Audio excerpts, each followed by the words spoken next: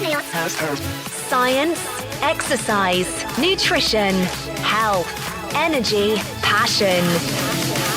1 year, no beer. This is the 1 year no beer podcast, where you will find all the latest tips, tricks, and hacks for a way to live better. Welcome to the 1 year no beer podcast. I am Ruari Fairbairns. And I'm Andy Ramage. No, I'm joking. He's not here today. Fooled you. He is, well, he went out in the woods. And since he went out in the woods, we haven't heard from him. I mean, I think he's probably still there. And I've got a challenge for you. Here's your challenge. See if you can count how many times I say That's the challenge today. And anyone who gets it right wins a t-shirt. There you go. Boom. I just did that. So anyway, Andy is stuck in the woods and he got a bit lost. I mean, you know, the Essex woods, well, we all know what happens in those. And so what we're doing is I'm doing a very special podcast. Now, I'm dead serious about this week. If you're listening on a device through the normal podcast route, then you are missing out. Because right now, I have a guest beside me, which I think you're going to find pretty awesome. And I'm slightly nervous about. So, sitting next to me is my awesome, I've got to say that, because otherwise I end up with a black eye, wife, Jennifer Fairbairns. Now, Jennifer Fairbairns has been getting more and more involved in 1 year no beer. And loads of you have been asking about her story and stuff like that. And, you know, she's become, you've always been very inspiring. I have to be careful what I say. Even more inspiring with Spartans and things like that. So I wanted to get her on. But what I wanted to do today is talk about, well, our past and how this all came around. Because really, she was pretty instrumental in the whole foundation of 1 year no beer. Because if it wasn't for that, well, we'll get into that a little bit later, the story. But in true Ruari style, and Jen, we haven't rehearsed this. In fact, I asked her about 8 minutes ago, will you do the podcast? And we're doing it now. And what did you say? Let's do it. I think she's been getting ready for this moment. So, without further ado, I should really do the introduction. I'm going to do a normal introduction as we would. Before I do introduce my guest, I just want to talk quickly about this week. So we've had our first Spartan race, and we'll talk a bit about that a little bit later. First Spartan race was absolutely fantastic. We had one OYMB member with us, David Pawsey. Thank you very much. Now, I know for the rest of the season, I think we're up to about 50 people in the different, I think there's 3 races we're at. We've got 50 people coming. We want to get lots more numbers to that. The Spartan race is fantastic. We'll talk about that in a little bit, but we absolutely loved it. The blog went out yesterday. An email went out last week for you now listening. So check those out and do check out the Spartan races and come and join us. We'll talk about them in a minute. So, my guest, Jennifer Fairbairns. Well, let me try and get your introduction right because I haven't prepared this. Jennifer Fairbairns was born in Sweden, right up in the north of Sweden. And at the tender age of, 16, she started a modelling career. Runner-up Miss Sweden or Miss Sweden? Something like that. Lucky me. Not Miss Sweden, no. And followed a modelling career through Milan and then found herself coming through to London where she met me. Jen has tried many different businesses, very entrepreneurial from, there's lots of things, isn't there? There was massage, there was art, there's interior design, there is baking. Cupcakes, yes, the Swedish cupcake factory. Yeah. That was fun, wasn't it? Covered it all. Very entrepreneurial. And, of course, she is married to the wonderful me. So without further ado, give a big warm welcome to Jennifer Fairbairns. Yay! Thank you for having me. Thank you. At the podcast. Thank you. This is exciting. Exciting moment to have you on. Exciting moment, yes. I'm not prepared because I don't know what we're talking about. So let's just go with it. Let's go with it. So I'm going to start and ask you. I've touched a bit on your background, but give us a bit of background, put into context who you are, and Right. I left Sweden at the age of 19, going on 20, and I spent the next couple of years of my early adulthood traveling the world in the modeling business. And I really racked up my miles, and I really enjoyed that. But it's a very tough business to be in. So I kind of kept going and I kept moving, not to get stuck anywhere. But I was a bit of a traveling, working for about 10 years before I came to London basically in 2005 and got stuck. So met this one.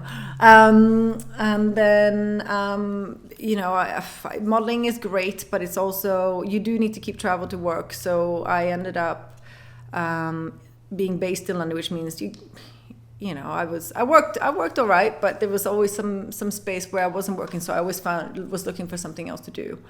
And that I got into studying and becoming a masseuse, but then I changed my mind. I didn't really like that idea. So then I kind of started looking into other little things to do. I tried doing a little temp job, didn't enjoy that. And the next thing you know, I set up my own. Well, I looked into cupcake. I think we were traveling the US and realized how big it was over there. I thought, hang on a minute, there might be something in this. So it's not just the cupcakes that are big. So I set up my own.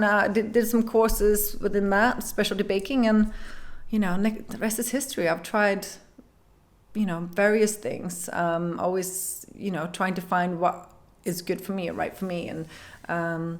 The last thing I kind of got into doing was the interior design, which I was really enjoying. But then next thing you know, I got roped into working for this new startup called One Year No Beer, and the interior design can wait. No. I'm going to go back and ask you, tell us about the moment you met me. Yes, so the moment I met Ru, I was invited kind of through my best friend in Sweden, who came down to visit me, said, I had a big night planned out for us. We were going to go to Ministry of Sound. I'd organized this exciting night out. And then she goes, why don't we go meet with my friend Marie from Sweden? They're going to this dress-up 70s party. And I went, that sounds exciting, Never mind the Ministry of Sound.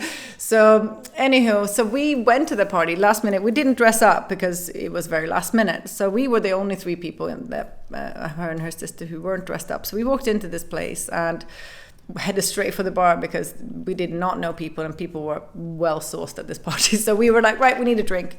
So I ordered my first drink and pretty much got the drink, and I went to kind of find a table and put the drink. I was about to put the drink down, but someone grabbed me first of all and swung me around and put my drink down for me. And there was this tall guy dressed in all-in-one black suit with silver flames, spandex. I didn't realize he had platforms then, but I would find that out later. We'll get back to that. But basically, that was Ru in a big black wig and black eye makeup, and he was dressed as Kiss or Gene Simmons, or of the like. So, it was a wild dance to a Ricky Martin song. It was. I was too drunk to remember. Yeah, and the rest is history. I was like, that's the man of my life. Not quite. And then so we chatted, and next time I ran into him, I'd come from a job, so I was wearing heels. Not I was by dolled accident, up. I will add. Yeah, he stalked me. And so he showed up, and he was like, "Hey," and I went, "Oh, you look familiar, but where do I know it's Ruari?" And I went, "Oh, he was not wearing makeup or a black wig, and he was not tall. He was not wearing platforms." So there I was with my big tall heels. And how tall are you in your heels? oh well, I'm 5'11" without heels. So I am with heels probably about 6'3". So you're 6'3" and I'm 5'9". 5 foot and a little bit. 5'9.5". 5'9.5", he likes to say. Anyway, But the point is, it's not about. I've never been one to go for necessarily height when it comes to someone, and Thank God. you kind of stuck. He kind of kept stalking me until I came. Stockholm syndrome. And so, what was our early relationship like? Well, we met in our mid-20s, which is, the partying heyday. I come from a very, quite a heavy party background, as well as you. So I think what we did, we clubbed it up and danced and we drank, and fought like cats and dogs. So yeah, but I think I mean it's sad to say that it's normal, but it kind of seems what's normal when you have a young couple in a certain age and they party really hard. They always seem to have quite a volatile relationship verbally, or it seems to be kind of the way it was. At least it was for us. I shouldn't speak for others, but so it was kind of intense. So I mean, I think the comments from people around us, our friends, were like, "This is like a blind leading a blind." Yeah. It was. I mean, I asked my dad just a week ago. I said, "Oh, we were talking about something else, and another relationship, and we'll do this in another series when we talk about relationships." But I said, "Oh, you remember what Jen and I were like?" And my dad went, "Oh, you guys were hopeless." Yeah. But that just goes to show that I think. We weren't in the beginning, but we became very good at communicating, and I think that's the key. Realize, well, actually, is this worth it or not? If it's not worth it, then you shouldn't drag around a relationship. And I think in our 20s, at least I was starting to feel like, well, you're coming to a point where you just kind of want to look for a meaningful relationship, and so we kind of evaluated it in the beginning and realized that it was worth working for. So I think I mean. I'm not perfect, and I know I was in a pretty bad spot with my drinking, and dealt with it from time to time, and then I would forget, lose sight, and then I'd have to go back and work at it again. So I hold my hand up to that for sure. Yeah. I was going to say, you don't have to share this one, but I know you will, because you're awesome like that. But that. A volatile relationship, both angry or get that way after drinking, and a volatile relationship plus drinking, all that kind of stuff. Everything you know now. Tell us a bit about your childhood. What was it like growing up? I grew up in I would say a very angry household. We were either shouted at or we were anxiously awaiting to be shouted at. So there was a lot of tiptoeing around, so a lot of anxiety. And so I think growing up, it kind of... It geared me up for quite an angry adulthood or young adulthood, and I didn't really understand, and I always felt that there was something not quite right with me, and having been told by my mother that there was something wrong with me, and so I always had this that this thing in the back of my head that there was something wrong with me. And so I think carrying that through, it brings a lot of shame, because you've been told by someone that is supposed to be loving and caring that something is wrong with you.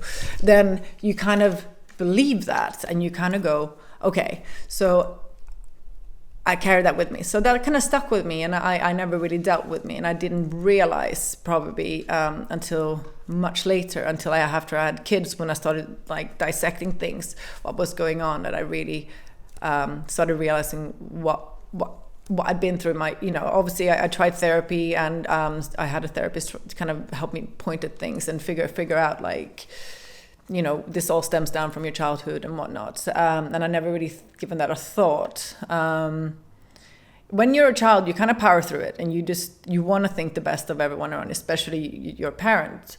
But I think that maybe when you get older, when you become your own parent, a parent yourself, you kind of start going, your maternal instincts kick in, and you realize, well, there is something that wasn't quite right. But it's not too late to deal with it. I started dealing with that, and alcohol definitely contributed to my worst anxiety and depression. So when removing that, I did a couple of longer stints, but I tried it. Yeah, I came to that realization. So I'm gonna ask you deeply about that stuff. So I think, and that is what's amazing, is it's been a life of discovery. So much from that early traumatic childhood, and difficult upbringing and stuff like that, and how that reflects on who we are later. But one thing I was going to ask you next is, so we got together, we were married, partying very hard. And I was still working as a broker at the time, but when we first met, I just started in the job, right? Mm-hmm. So nothing really taken off there. No.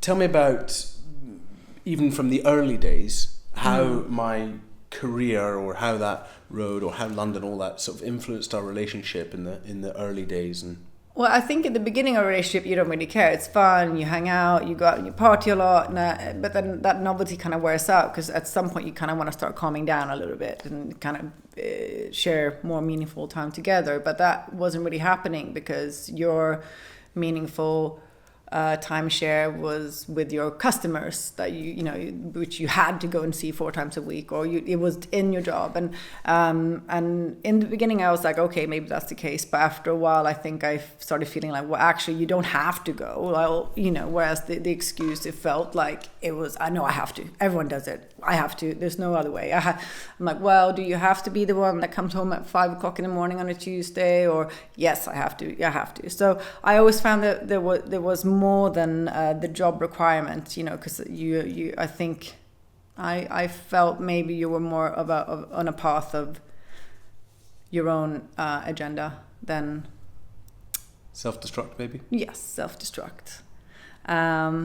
So whilst I was kind of trying to calm down and work a little bit on my booze, that wasn't really happening either, because you would call me and say, actually can't do dinner tonight, sorry, I'm out. And I just knew that would mean he'd become. So I then would go into self-destruct as well, and I would sit at home and drink a bottle of wine by myself just because, and that was just me and my anxiety and everything kind of, the overwhelm coming through. And so I felt like I had to do that, and then I felt horrendous the day after, or then we would fight, or it was just this bad circle going round and around.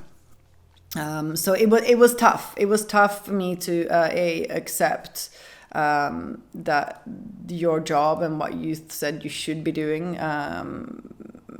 which was a lot of partying, it wasn't easy. I'll tell you that. So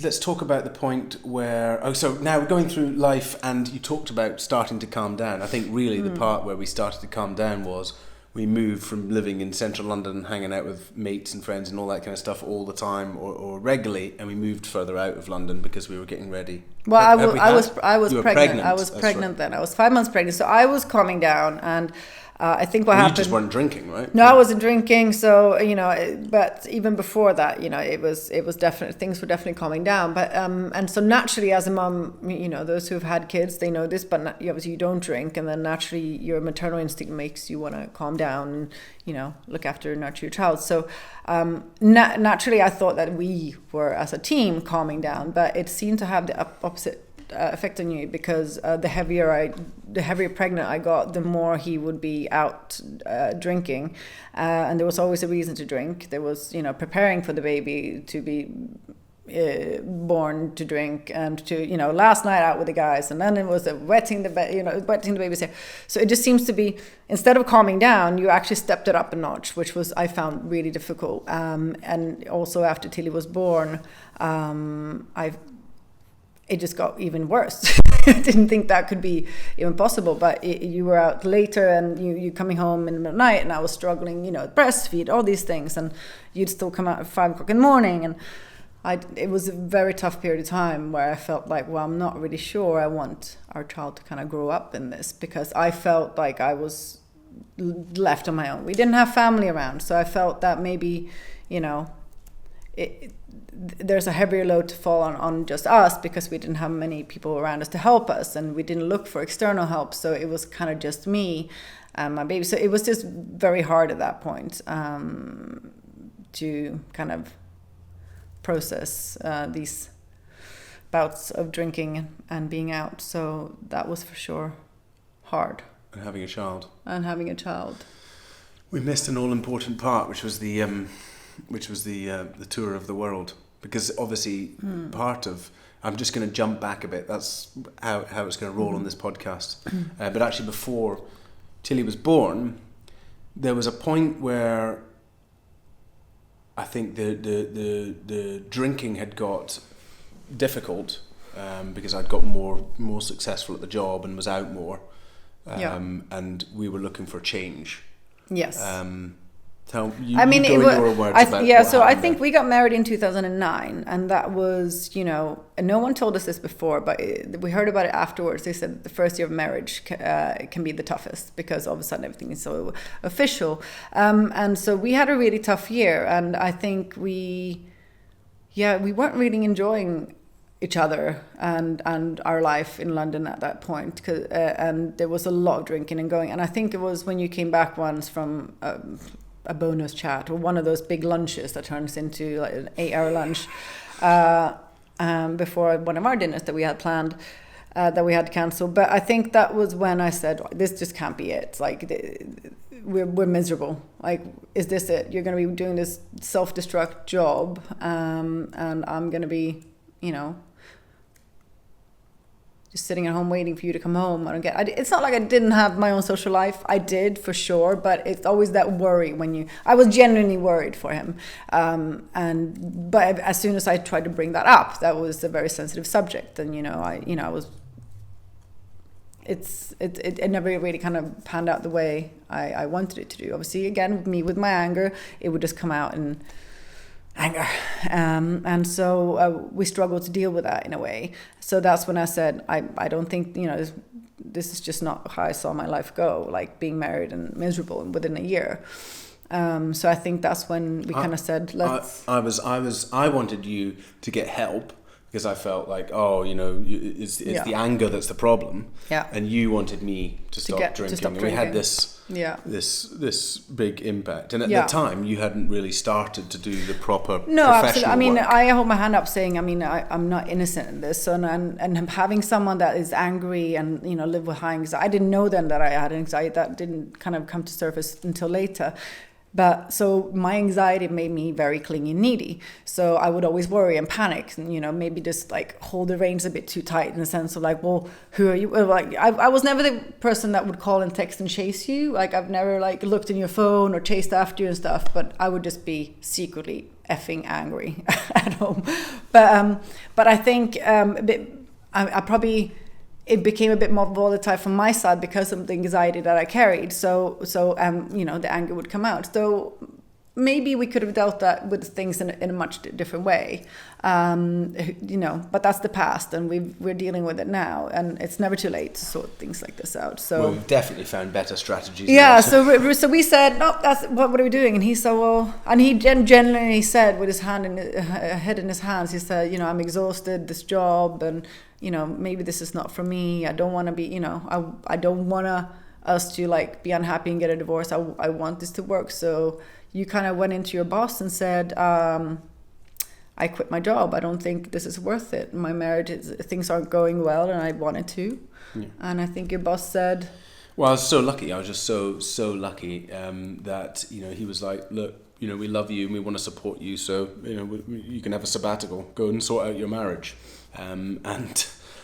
So we took the incredible opportunity of having a 6-month travel around the world sabbatical. And I didn't waste time. He was like, don't waste the time. So the moment we got into... We crammed it in.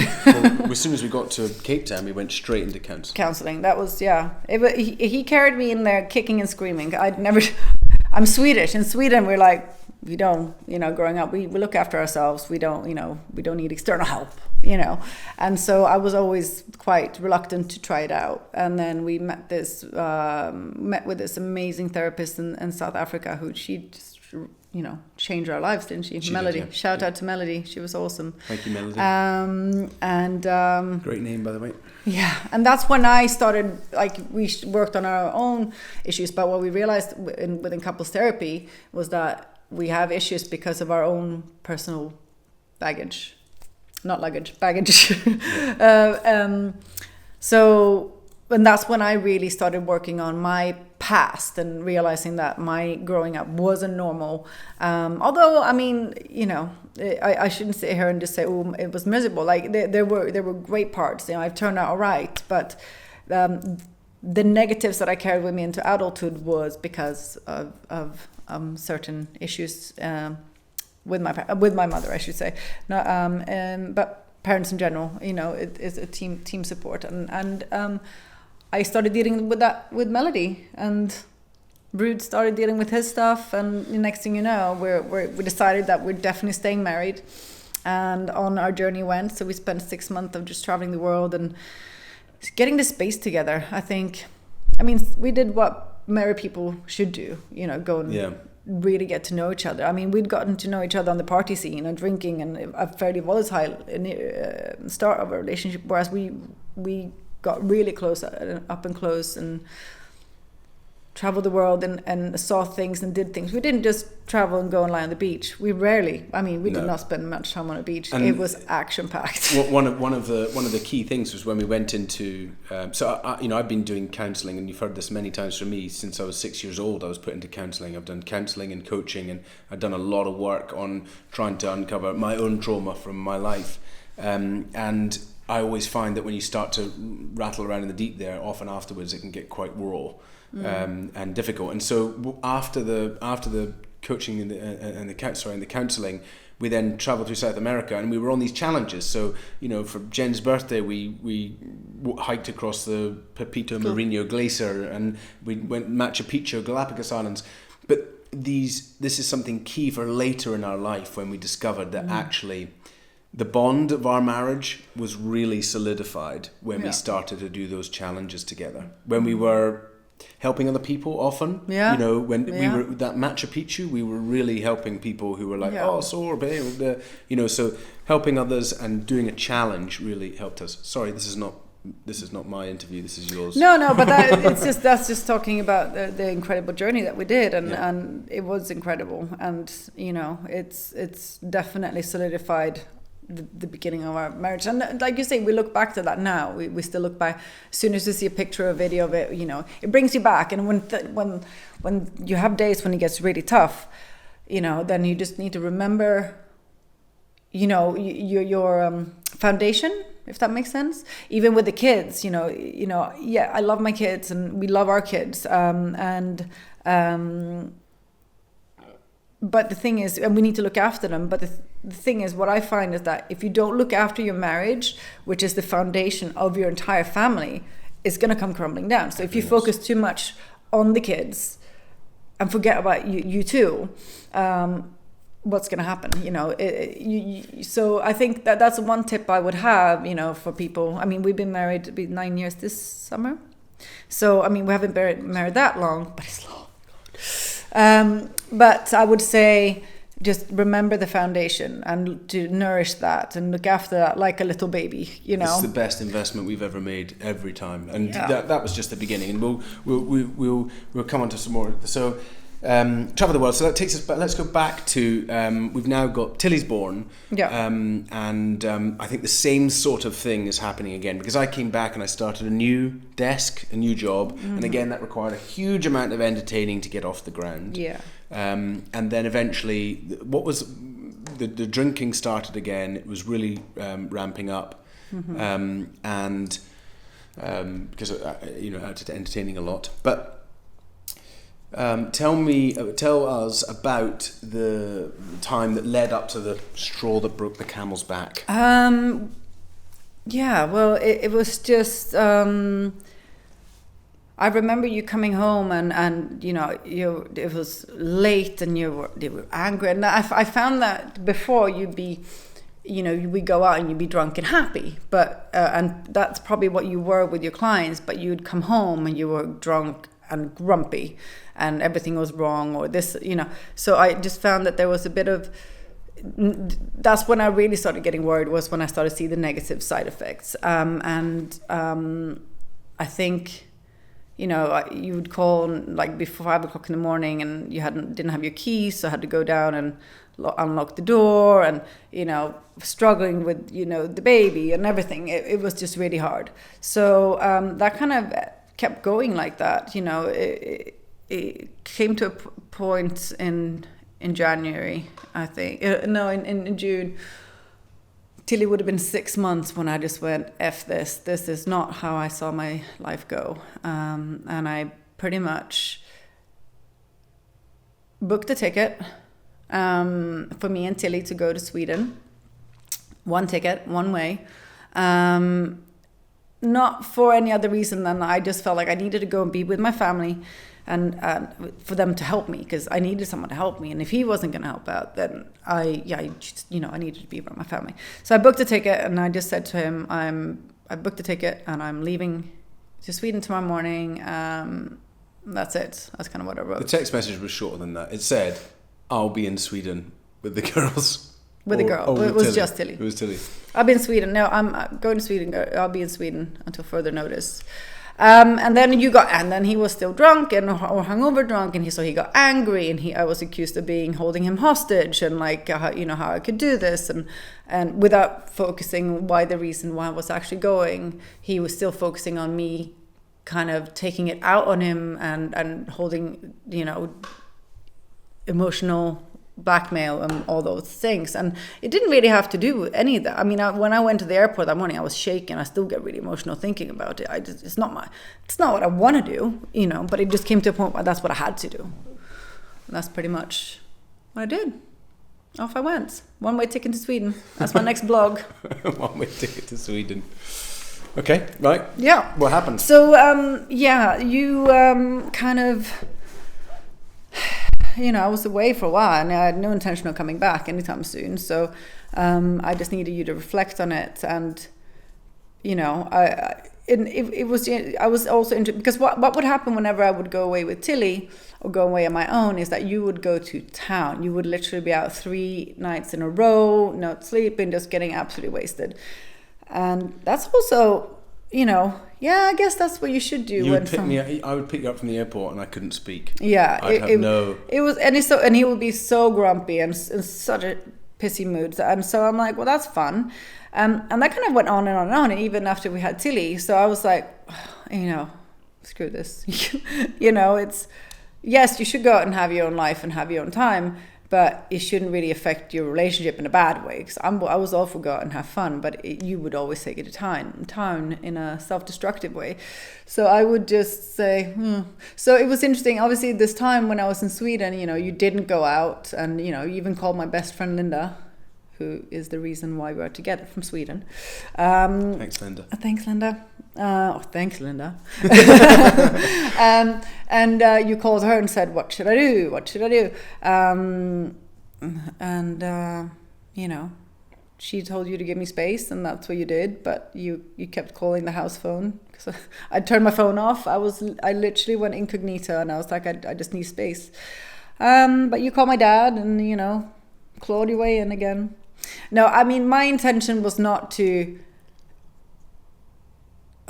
put him in a hostage situation where but it was kind of like, is this going to get better? If it's not, then I don't think we should be together, because couples shouldn't really be together if it's like that. So one thing I want to add into here is just a little story. When we were originally looking to market the book, very, very early on in 1 year no beer, so this was 3 years ago.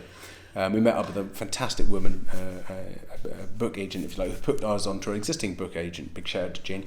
And it wasn't Jane, but this woman said, we were telling the story about 1 year no beer and all this kind of stuff, and she said, I have a circle of 6 very close female friends, and we grew up together, if you like.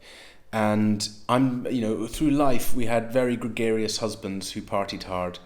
And out of all 6 of them, 2, me included, put our foot down with our husbands and said, that's it, you must change, we're not taking this drinking and or this crazy life. And she said, what breaks my heart is that us 2 still have happily married husbands, and the others all have alcoholics or people who have serious alcohol issues. And that really struck me. It really struck me because, sorry to pause into this, society makes it too easy for us men. I'm not just being sexist, I know there's a big problem out there for women before, but definitely for men and older generations of men, previous men, your fathers, to get absolutely obliterated through alcohol and to waste an entire life. And sometimes it takes a really strong figure, no doubt one of them, to kick us into touch. So if you've got a niggling thing, in the back of your mind, do be careful though, because people take time to come around to this, and I talk about this a lot. Change happens over a long period of time. So be patient, but when the time comes, you need to put that foot down a bit. Anyway, I'm sorry, small interlude. No, that was pretty much it. But you came around and definitely got better. And to finish up the Sweden, you came up and joined us eventually, and but we came back, and yes, there was an improvement. It was a big improvement for a while, but slowly it kind of started slipping in towards the same kind of area again, of just overdoing it. And I think that's the self-destruct thing that you had in you, that you just weren't dealing with, and the alcohol. If I answer that perfectly, in reality, how much I apply myself. I always apply myself to the max. Yeah, and go hard the or go answer home. is a broking job requires a lot of entertainment. Yeah. I was arguably one of the best brokers in my firm, and that is because I went to the full to the max. And because part of that was going out and socializing and getting on with people, I did really good at it. So it's not just self-destruct. It was also this part, and that's the part we But you just didn't know when to stop. That's the self-destruct bit. You still would have been an excellent broker, but you just didn't have to take yourself to the brink every time, and that was the issue. So I started talking about this whole issue. I brought it up once again about issue with drinking, and I think So that's when nothing I said ever directly affected him. He just one day we just found out that we were. Well, you say nothing you said, but obviously obviously, yeah, but it's before. not like it's the whole thing where you can get told something 10 times by your partner, and then someone else says it one time, they're like, great idea, and you're like, what? No, but not once did you say, honey, you're right, I think that's an issue. It was always passing the ball back. I was angry, I was this, and so not once did you go, you know what, you're right, I'm gonna look into this. That did never happen that way. However, and that's usually how it doesn't work. You cannot force someone to do something or make a change. It's more of like influencing them, if you like. And so when you came and said, I think the anger is a big issue in our relationship, and I'm going to prove to you that, I'm going to do this anger management course online. And we just found out that I was pregnant, I think, with Robin. With the second. We just bought our first ever house, with the house we live in now. And we were embarking on this massive journey of renovating it. So you said, I'm going to take this anger management course. And I think you wanted me to do with it, but I was a lot in my mind at that moment. There was house, it was stuff. I was like, there's no time for anything at the moment. Looking after a little toddler and being pregnant and a huge house renovation project. I said, I will definitely look into it. I've been doing therapy, so it's not like I wasn't trying, but at that time it was you went on that journey. And that's the rest is history. Here we are. Alcohol. Okay, so that's our story, me, and then obviously, so go a little bit of detail on how things improved, what you saw in me from your perspective, from going through that alcohol-free journey. What happened? Well, what I noticed maybe. First of all, was just how much younger you were.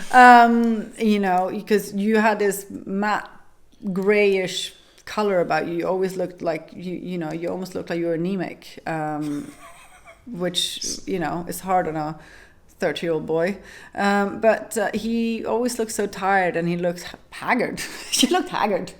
But so, just that, you started looking excited. There was a bounce in your step fairly quickly after it, and you were enjoying it. And I think you working yourself, I think you surprised yourself of like, oh my goodness, how easy it was to do these 3 months. And you had big plans for your birthday on the 13th of December, because that was like almost the day of you finishing your 3 months. And then next thing you know, your birthday came around, you're like, you know, I'm feeling good, I'm not going to do this. So that's when I met Andy. I think I noticed you just getting, you know, straight spine and a bit of a spring in the step. But then I realized, you know, your grumpiness went very quickly. I mean, we were hardly arguing. I mean, there was almost no arguing. It's gone from like arguing to arguing way down. I mean, we're renovating. There was going to be arguments. So, but I mean, me obviously not drinking because I was pregnant. It kind of just.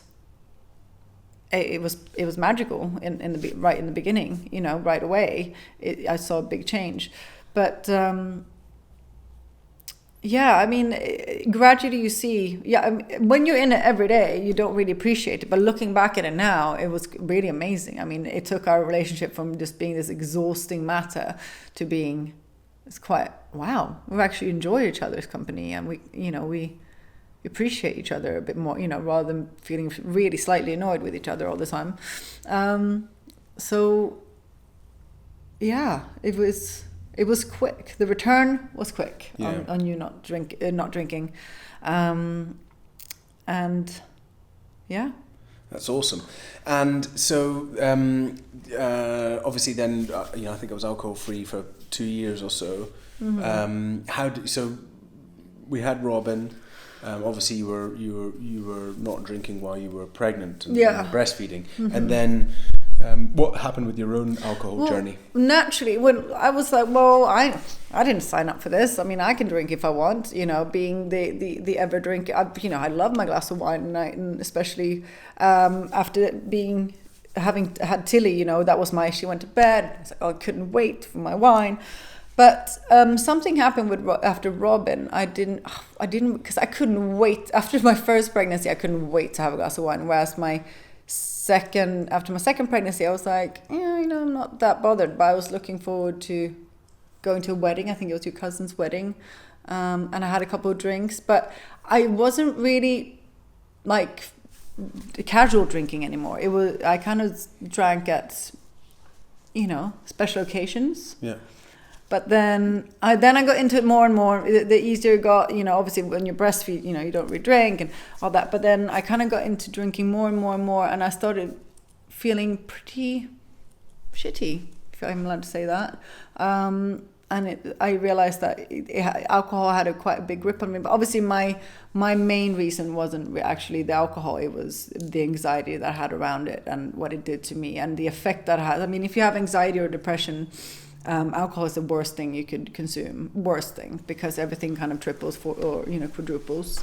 So I was having a rough time. I was having a really rough time, going to very dark places, and I never really understood why. And even with cutting out the alcohol, I still felt it. It was still there. So I know it was more to it.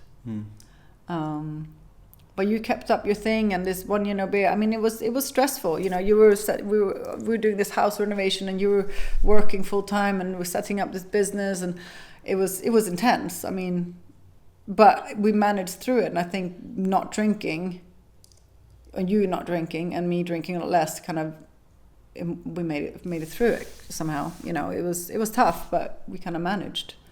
And then gradually from there, I kind of just stopped drinking, you know, to excess. I'd still go out more than you, and you'd get annoyed with me because I was drinking, and you know, I'd probably get a bit annoying. So yeah, that's more right. So you'd come back and be all unreasonable. Yeah, exactly. The shoe was on the other foot. Yeah, exactly. I'm like, well, welcome to the last 5 years of my life. I'm you 5 years ago. Take it. But yeah, so I mean, revenge This drinking. is it. So showing up at 5 o'clock. No, that never happened. It did. Once, 4:30. Once, yeah. But anyway. He called for me though, so he was worried. Yeah. So I think naturally my drinking started, and then I started looking into more what was going on with me, and realized that I had anxiety, you know, depression. So I think it really triggered after having my babies. I think I probably, hadn't I been so good at acting like a perfect little mom, I probably would have been diagnosed with a bit of postpartum depression. But I kind of played it up like all was good. So don't do that if you're a new mom. It's okay to feel rubbish, and tell your health visitor, because it's nothing to be ashamed of, and it's easier to catch it then. So since then, I still now, so I've done another 3 months of not drinking, and then I paused, and I did another 3 months, and I did another. But then gradually, I think because I have seen the effects of me cutting it from my life, my mental health has improved so much that for me now, I know it's not really worth it. Not worth casual drinking. I still have a drink. Like, we went to a wedding recently, and that was a good 24 hours of having a drink by the pool and stuff. And so I don't want to glorify it, but like, it was just nice to have a little relax. But that was one time there, and then then it'll be months before I might have another drink. But so it's not like I don't allow myself to have a drink, but I'm so much happier for it. And with it, I've really focused on getting into my fitness. So I'm getting fit, and with that, I had a friend who was here the other day who put it so perfectly well, and she said, oh, I hadn't really been drinking. She hadn't really been drinking since last year. Or not big drinks since then. She's like, why work so hard in the gym if you're just going to undo all the hard work? And I'm like, oh my goodness, why have I not seen it this way? Because I've now applied that. I didn't really need to apply it to my booze because I'd already done that, but I applied it to my sugar intake, which is my biggest problem. So I've kind of went, that's such a, because I always go, oh, I work out, I'll treat myself, and I'll have ridiculous amounts of sugar. And it doesn't make sense. You're like Elf. I am like Elf. Like honey and treacle on your spaghetti. Is there sugar and syrup? Then I'll have it. No, I really went, and because I've always struggled to find that I needed something. I need a reason why not eat sugar, because I'm not putting on weight, but I'm also not getting, the results I maybe need in my fitness. So thank you, Mel Sauer, for saying those words to me, because it has changed my world dramatically. 5 days it's been, but so far so good. And I think that's the thing. You need to find a reason why. And obviously we're creatures of habit. We like, we'll have some form of addiction of something, and change your habit to something healthier. Mine became my CrossFit. I do CrossFit now. So I'm really into my CrossFit in a healthy way. And I never really found anything before that I really fell in love with. So everyone's got something that they can do and fall in love with. You just need to find it. Mine was never running. Some people will be running, etc. And there's my story. I'm just interrupting there because what I want to do is this is really important, such a key part of your mental health and implementing the daily habits and routines and things like that. But the exercise journey for you, right? You used to play football a lot when you were younger. Yeah, 11 years. So, and then exercise. So tell me about football, tell me about modelling, then tell me about what you were doing when we were together in the personal training through to CrossFit. So, in Sweden, I started playing football at a young age, which is football was always big amongst girls up there. So I started playing at a young age, and I did fairly well for myself. I played for my state team, regional team as well. And I did all right. I did well, and I was fairly successful within athletics and horse riding, and anything I applied myself to, I did really well, and I really enjoyed it. I thrived on doing sports.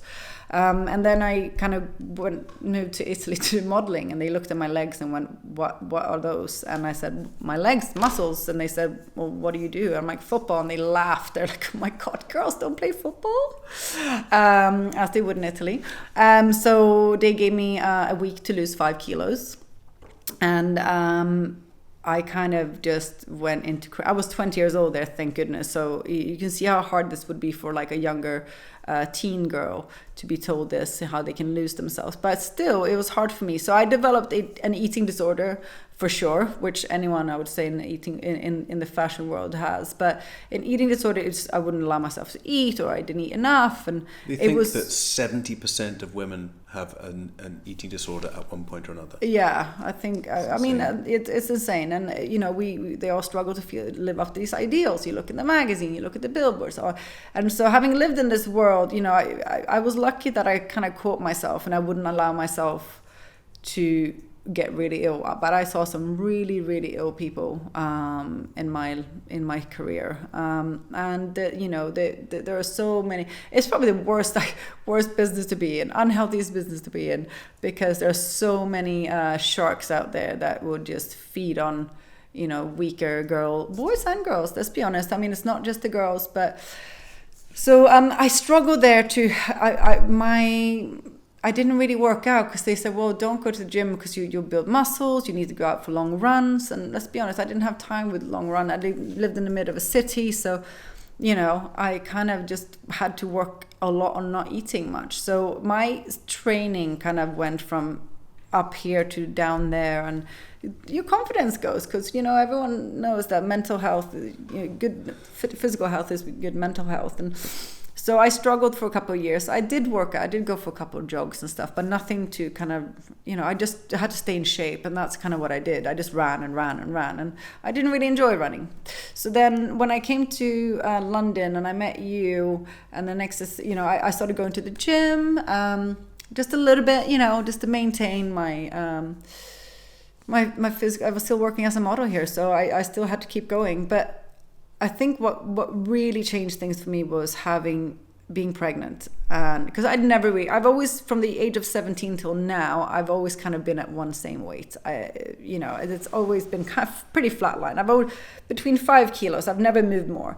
Probably because I'm tall and I have high metabolism. Within my family, everyone's quite tall and skinny. So I did not expect the pregnancy to be so hard on me. I put on 4.5 stone. If I'd been shorter, I would be a perfect shape around, I reckon. As much as you lose some weight at birth, you don't really lose that much. And so I was stuck in a corner where I was like, what do? I didn't know what to do. And, go to the gym, sure, but I hate the gym. What do I? So I booked in with a personal trainer, Alex Banks, who I trained with for almost 4 years until I moved over to CrossFit. Now he was my Big trainer. shout out to Alex. Alex. And Kirsty. And cursed. It was amazing. I mean, I had to work hard, but he really showed me, and I really started realizing actually I enjoyed the gym, but I was doing the wrong things before because I was running, and I still didn't like running. So I started lifting weights, and the weight was coming off, and I trained all the way through my second pregnancy and right after in a healthy way, but and I managed to lose my baby weight so much quicker. And that was kind of it. And then you and me were kind of, after babies, it was a bit of a shock, and we didn't have time together very much. So we kind of thought, right, we need to do stuff to kind of reconnect. We tried going away for a weekend together, but, it was a bit boring. I don't mind welly walking, reading some books, but I'm like, I need some more. And so that's when we kind of booked in to do a obstacle race, a muddy obstacle race. We booked in for, I think, that was the first one. We thought we were kind of trying to reconnect in a way that we did when we traveled the world for 6 months together. And we thought, in all those adventures, we had so much fun. Let's do something challenging. So we booked us in on a challenge. And that's kind of become our thing that we do together. And that, and I think that's important. I think that's the key thing, is make sure you nurture your marriage. It was a major realization, I think, wasn't it? Huge. Because we did that first obstacle course, and we realized the feelings that we felt when we were traveling around the world and forced into those challenges, supporting other people, doing an obstacle course, supporting each other, going through a challenge together, helped us really bond. And that's it. It was hooked. And so you then very cleverly booked into the whole season of Spartan. Yes. Booked a load of Spartans, created a calendar for training for us. We did. We booked ourselves in. So all of last year was just lots of challenges. It was mostly Spartan. It was Tough Viking in Sweden. We were doing the Three Peaks challenge, and we did Breakpoint. I mean, there was a lot of stuff on like last year, and that's kind of our thing now. It's like our date weekend. Yeah. And that's awesome, and I would recommend that to anyone, even if it's an obstacle course isn't your thing, then do something else. Maybe you're the welly walk and book reading person. There's nothing wrong with that just wasn't our thing, so that's why we had to find something more interactive. But it was more my thing than it was yours. He always goes, hey, do you want to go and find a B&B and get wellies and books? And I'm like, oh yeah, let's do that. Sounds exciting. Spartans it is then. Smiley face. smile emoji. Yeah, so when I was doing that and I was really feeling the effects on my body from doing one of those races, you're like, oh my goodness, it feels really good to power through that and do it and prove it to yourself. So, I can't recommend it enough. I really can't recommend it enough because it's such a sense of achievement when you come over the finish line in one of these races. And it doesn't matter, you're not doing it to compete, you're doing it just for yourself. And it's awesome. So I keep banging on about it, but guys, I can't recommend it enough. But what I think then my friend Mel, hi Mel again, she said, because we've been banging on trying to get them to do a Spartan with us, and her husband came along. You're doing a Spartan, Mel and Evo, you're doing a Spartan. She said, Jen, you love these things so much. You would absolutely love CrossFit. And I was like, what? No, I've heard CrossFit. Scared. It sounded terrifying. What is it? What does it mean? She's like, just come with me, come to my box, a CrossFit box, not a gym, a CrossFit box. Which I was like, you mean the gym? She's like, no, it's not called the gym, it's called a box. Now doing CrossFit, I go, it's called a box. So she took me to her CrossFit box, and I just fell in love with CrossFit as well. And she was right. And so I then started CrossFit, and that was me hooked. And that it goes very well together because it's all about, you're working on your strength and, powering through. And it's not just going to CrossFit for me isn't just about, going there and getting muscles and getting big. It's challenging yourself and knowing that you can do better. You can improve in certain things. And having amazing coaches that we do, they just cheer you on, but they also shout at you when they know you can work harder. And so now somehow I also like running. I don't know how that happened, but it kind of struck me yesterday. We were running. There was a lot of running involved, and at the Spartan, I was like, my legs can go. And even it's always my head, that my coach always says when I'm like, I'm giving up, and he's like, what's giving up? Is it your body giving up, or is your mind giving up? And I always go, my mind. He's like, exactly, get up and do it again. And so when you have coaches like that and encouraging you, you kind of start believing it, and you realize actually you're a lot fitter and a lot stronger than you think. And that goes for all those people sitting out there going, well, I'd like to do Spartan, but it sounds scary. It isn't scary. Neither is CrossFit. It's just about you improving and being the best that you could be. And so now when I start running and I'm like, my legs doesn't want to do, and I can hear these voices in the back of my head like, get the legs moving, get the legs going, and it's just encouraged me to go more and more. So it's an exciting journey, and I'm enjoying it. It's amazing to see how you've transformed and how much that has helped, and now you're going 4 or 5 times a week to CrossFit. We've got to say a massive big shout out to CrossFit Slough. Di and his team, they're amazing. The team there, just what an amazing team you are, and it's like a family, isn't it? It's a family. It is a family. I look forward to going there every time. It's very similar. It's the community feeling, and about helping each other out. No question is a bad question or a silly question. You can ask as many stupid questions as you want. You might think they're stupid, but they're not. They're valid questions. You should always inquire. And that's the same thing with Spartan or one of these races. It's all about community. And we are herd people. People are herd folks, aren't we? And we kind of like that. I would say that, you wouldn't believe how many emails we do get to One Year No Beer, and emails on Facebook and whatnot. People saying, well, you make it look so good. It's very tempting, trying out this CrossFit, but you look so fit. And I'm not that fit. But I'm determined. I'm getting fitter, but not in an unhealthy way. I'm just realizing that wow, my fitness goals are being smashed because I am just applying myself and I'm doing the best that I can be for me. I'm not proving anything to anyone. And that's what I would say to you guys out there who are thinking about doing a Spartan. A Spartan race is 5 kilometers with obstacles. Anyone can do it. Literally anyone. As long as they put in a bit of training, but anyone Exactly. I mean, you can't go there and not having ever run or not having, worked on your fitness a bit. But anyone who is into a bit of fitness already, you can definitely do a Spartan. It's only 5 kilometers, and you know we did one at the weekend now with David, as we mentioned, and bless him, we called him and said, hey, we quite fancy doing the super, and he was like, you know what, I'm up for it, and he just jumped in there, and that was hard. It's like twice the length of the sprint. It's more than twice of a sprint, and he still did it, and he powered through. So, and he did amazing. So.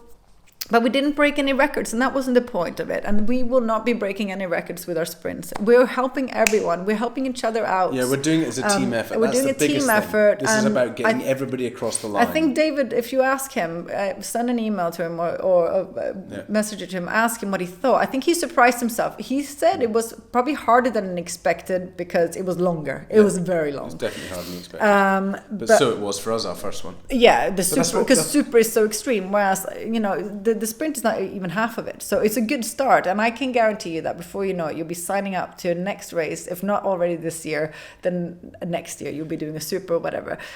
So just challenge yourself, and there's nothing.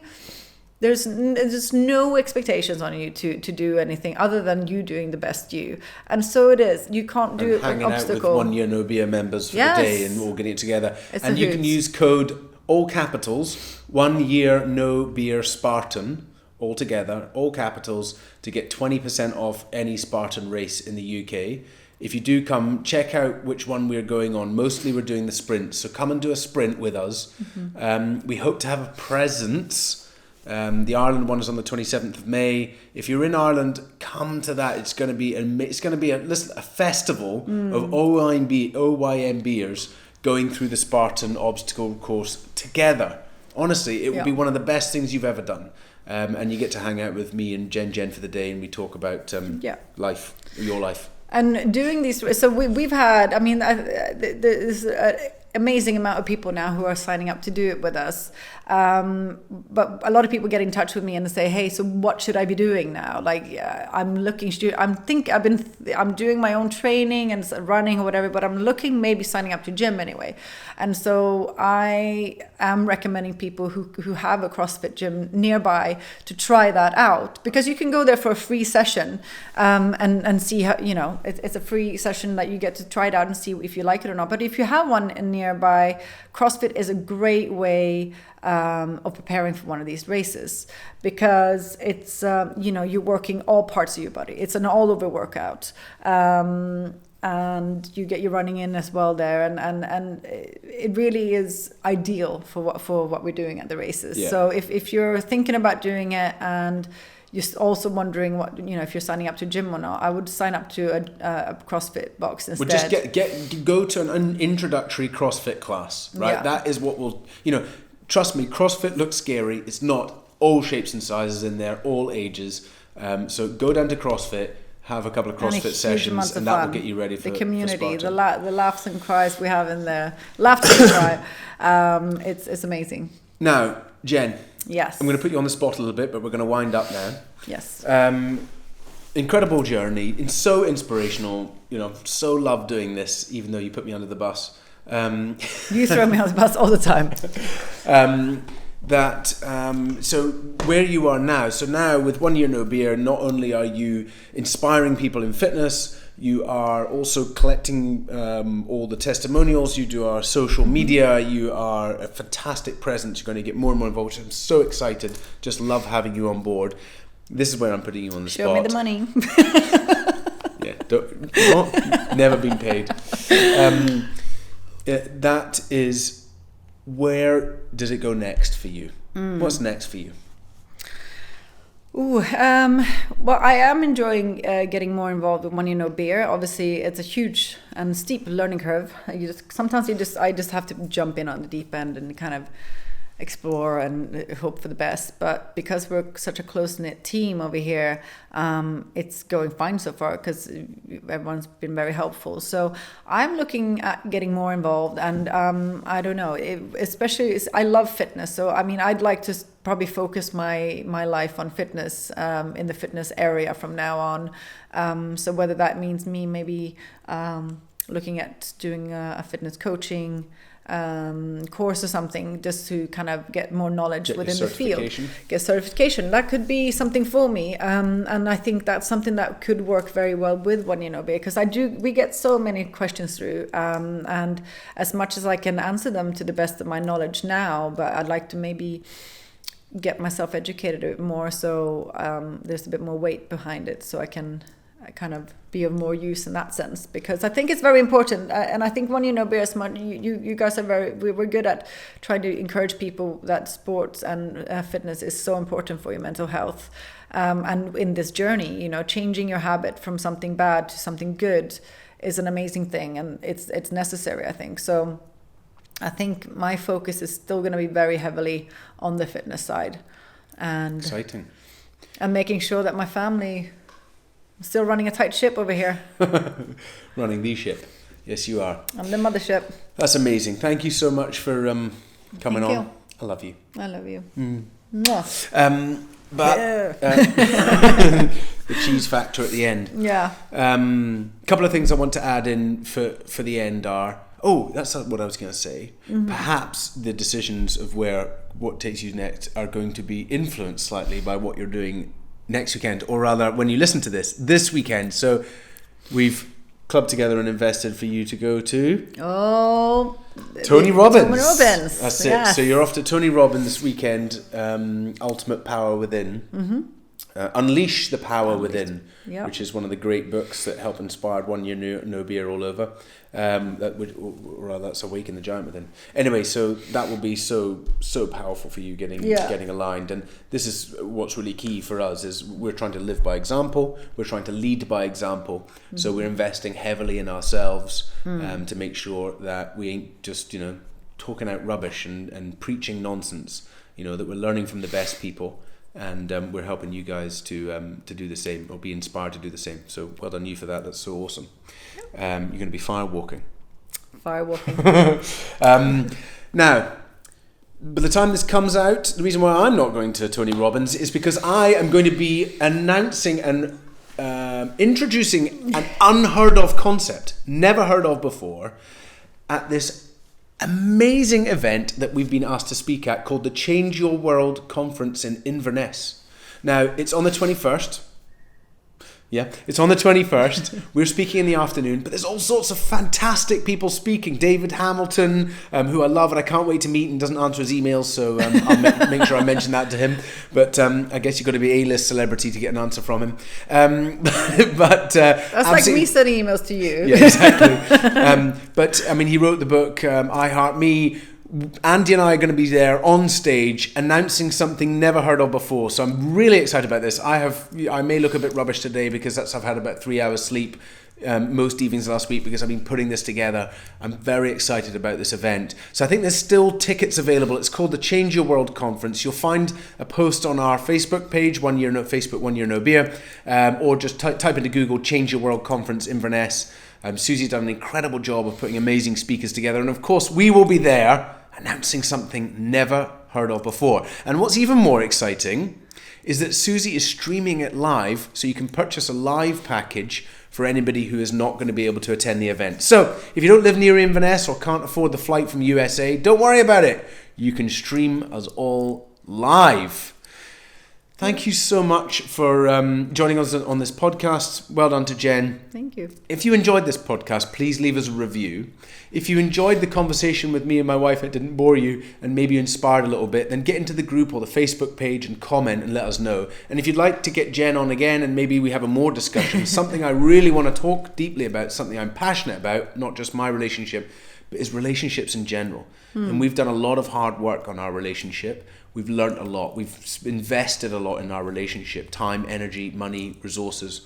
So I'd love to share some of that with you. So if you want us to get back on again, let us know. In the meantime, have an amazing week and keep up your challenges. Bye. Bye. Thanks for listening to the 1 Year No Beer podcast. For a full list of episodes and to join in the challenge yourself, head on over to oneyearnobeer.com. oneyearnobeer.com.